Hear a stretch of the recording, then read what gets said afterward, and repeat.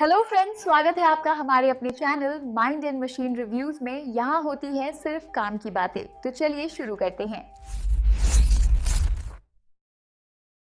To the Bengal files एक ऐसी film जो रिलीज होते ही हर तरफ बस इसी की बातें हो रही हैं।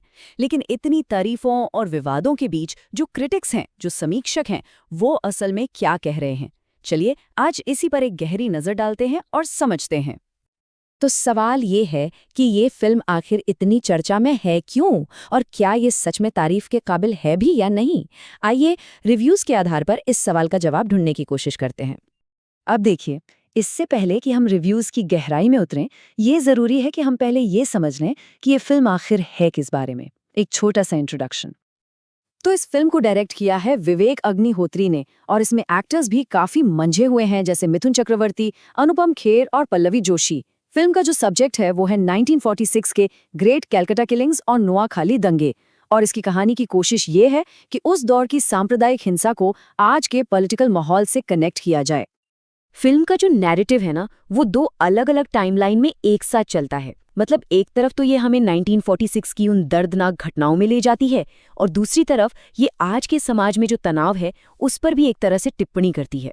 ये दिखाने की कोशिश है कि कैसे इतिहास हमारे आज को प्रभावित करता है।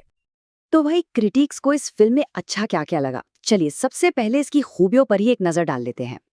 रिव्यूज की माने तो फिल्म की सबसे बड़ी ताकत ये है कि ये इतिहास के एक ऐसे काले पन्ने को हमारे सामने लाती है जिसके बारे में ज्यादा लोग बात नहीं करते। इसकी सिनेमैटोग्राफी को बहुत पावरफुल बताया गया है, जो सीन्स को काफी असरदार बनाती है। और हाँ, अनुपम खेर और पल्लवी जोशी जैसे एक्टर्स की परफॉर्मेंस ने तो किरदारों में जान डाल दी है। फिल्म का असर इतना गहरा है कि एक रिव्यू में तो यहाँ तक कहा गया, इसके विजुअल्स आपको ये एहसास दिलाते हैं कि ये सिर्फ एक कहानी नहीं है, बल्कि एक ऐसी त्रासदी है जिसे हमें कभी भूलना नहीं चाहिए। लेकिन जहां तारीफें हैं, वहां कुछ गंभीर आलोचनाएं भी हैं। तो अब जरा उन पर भी नजर डाल लेते हैं कि फिल्म कहां-कहां कमजोर पड़ गई। सबसे पहली और शायद सबसे बड़ी शिकायत, फिल्म की लंबाई। 3 घंटे और 25 मिनट, ये तो किसी भी देखने वाले के सब्र का इम्तिहान लेने जैसा है। इस लंबाई के अलावा फिल्म के डायलॉग्स की भी काफी आलोचना हुई है। कई समीक्षकों का कहना है कि ये फिल्म के डायलॉग्स कम और किसी सेमिनार के लेक्चर ज्यादा लगते हैं। और तो और, ऐतिहासिक घटनाओं को जिस तरह से दिखाया गया है उस पर भी सवाल उठे हैं कि इसमें कितना सच है और कितना ड्रामा। लगातार हिंसा और लंबे लंबे भाषण दर्शकों को इमोशनली थका भी देते हैं। तो कुल मिलाकर तस्वीर कुछ ऐसी बन रही है। एक तरफ फिल्म को इस बात के लिए सराहा गया कि उसने इतिहास के एक भूले हुए चैप्टर को हिम्मत से दिखाया, विजुअल्स भी दमदार थे। वहीं दूसरी तरफ इसकी जरूरत से ज्यादा लंबाई, उपदेश देने वाले डायलॉग्स और हिस्टोरिकल फैक्ट्स के साथ छेड़छाड़ के आरोपों ने इसे कमजोर कर दिया। ये फिल्म सिर्फ अपनी कहानी की वजह से नहीं, बल्कि इसके साथ जो विवाद जुड़े उनकी वजह से भी काफी चर्चा में रही।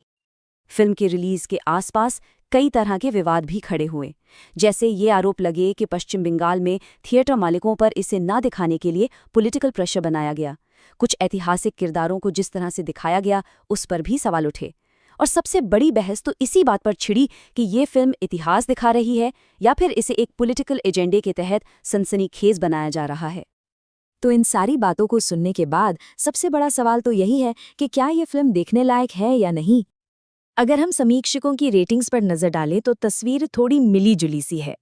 ज्यादातर क्रिटिक्स ने इसे 5 में से 2.5 से 3.5 स्टार दिए हैं, जो साफ दिखाता है कि इस पर सबकी राय कितनी बटी हुई है।